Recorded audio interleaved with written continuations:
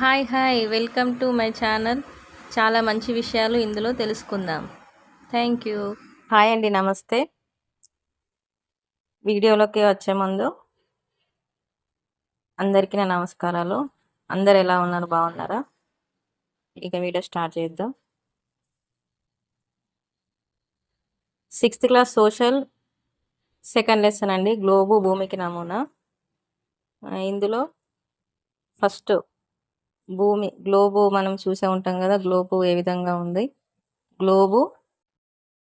Globe అనేది భూమికి నమూనా. అంటే భూమి అనేది గ్లోబ్ లాగా మనం గ్లోబుని చూసినప్పుడు భూమి ఎలా ఉందో మనం తెలుసుకోగలుగుతున్నాం. భూమి అనేది ఏ విధంగా ఉంది, మనకు ఏం చెప్తున్నారు. భూమి మామూలుగా మనం బాల్స్ కానీ యాపిల్స్, ఈ బత్తాయి పండ్లు అవన్నీ ఇట్లా గుండ్రంగా రౌండ్గా ఉంటాయి కదా, అవన్నీ ఇట్లా బంతి మాదిరిగా రౌండ్గా ఉంటాయి కాబట్టి భూమి కూడా బంతి మాదిరిగా ఉంది అని మనకు తెలియజేయడం జరిగింది. భూమి కూడా సేమ్ ఆ షేప్లోనే ఉంటుంది అని ఈ లెసన్ తెలియజేయడం జరిగింది.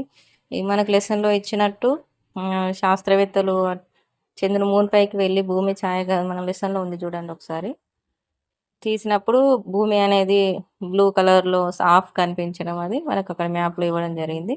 భూమి మీద అధిక భాగంలో మహాసముద్రాలు ఆవరించి ఉండడం వల్ల అది నీలంగా కనిపిస్తుంది. చంద్రుడిపై నుండి భూమిని చూసినప్పుడు నీలం రంగులు ఎందుకు కనిపిస్తుందంటే మన భూమి పైన ఎక్కువ ఏంటి మహాసముద్రాలు ఉన్నాయి కాబట్టి మనకు నీలం రంగులో కనిపిస్తుంది అని ఇవ్వడం జరిగింది. ఈ భూమి గోళాకృతి, గోళం అంటే తెలుసు కదా, రౌండ్గా ఉండడం. గోళాకృతిలో నిజానికి భూమి ఖచ్చితమైన గోళాకారంలో ఉండదు. అది ఏ విధంగా ఉంటుందంటే ఈ ఉత్తర దక్షిణ ధృవాల దగ్గర కొద్దిగా నొక్కుకపోయి, అంటే ఇలా నొక్కుకపోయి భూమధ్య రేఖ వద్ద ఇలా ఇట్లా ఉబ్బుగా ఉంటుంది, ఇట్లా ఉబ్బుగా ఉంటుందని. భూమధ్య రేఖ దగ్గర కొద్దిగా ఉబ్బినట్లు ఉంటుంది. భూమధ్య రేఖ అంటే మిడిల్లో ఉంటుంది కదా, అది అక్కడ కొంచెం వెడల్పు ఎక్కువగా ఉంటుంది. పైకి ఏమో సన్నం అయిపోతుంది, కిందికి లావుగా ఉంటుంది, మళ్ళీ కిందికి మళ్ళీ సన్నం అయిపోతుంది. అట్లా ఇండియా అండ్ యూరప్ దేశాల శాస్త్రవేత్తలు భూమి బంతి మరియు గోళాకారం వాళ్ళ గుండ్రంగా ఉందని వాళ్ళు గమనించడం జరిగింది. అంతేకాకుండా ఇటలీకి చెందిన అన్వేషకుడు కొలంబస్ 1492లో ఈ యూరప్ నుంచి ఇండియాకు రావడం జరిగింది. ఆయననే సముద్ర మార్గాన్ని, అది వాస్కోడిగామా సముద్ర మార్గాన్ని కనుగొన్నారు కదా.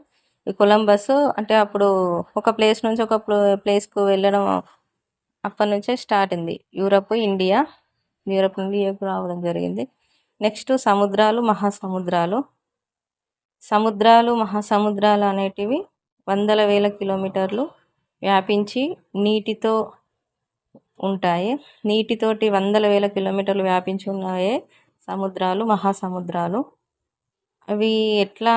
అవి దాటాలి అంటే నౌకల ద్వారా ప్రయాణం చేయడం జరుగుతుంది. మనం ఒక ఒడ్డు నుంచి మరో ఒడ్డుకు చేరుకోవడానికి కొన్ని రోజులు లేదా నెలల సమయం అనేది పడుతుంది అన్నట్టు. మామూలుగా మన విలేజ్లలో చెరువు మనం వెళ్తుంటే ట్రిప్పులకి పడవలో అటు ఇటు తెంపేసి తీసుకొని వచ్చేస్తారు. కానీ మనం ఒక సముద్రాల ద్వారా ఒక కంట్రీ నుంచి, అంటే ఒక ఖండం నుంచి మరో ఖండానికి కూడా ప్రయాణించవచ్చు. అట్లా ప్రయాణించడానికి కొన్ని నెలలు కూడా పడుతుంది.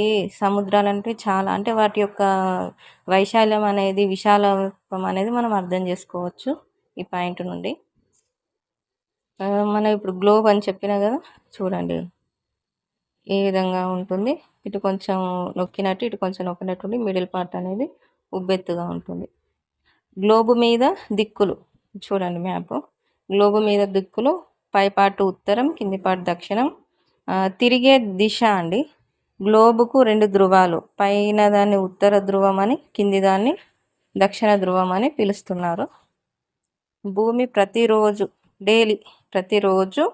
ఇట్లా పడమరకి ఇట్లా తిరుగుతుంది అన్నట్టు. ఇట్లా ఇది పడమర నుండి ఈ దిశకు, తూర్పు దిశకు, పడమర నుండి తూర్పు దిశకు, పడమర నుండి తూర్పు దిశకు, పడమర నుండి తూర్పునకు భ్రమణం చేస్తుంది.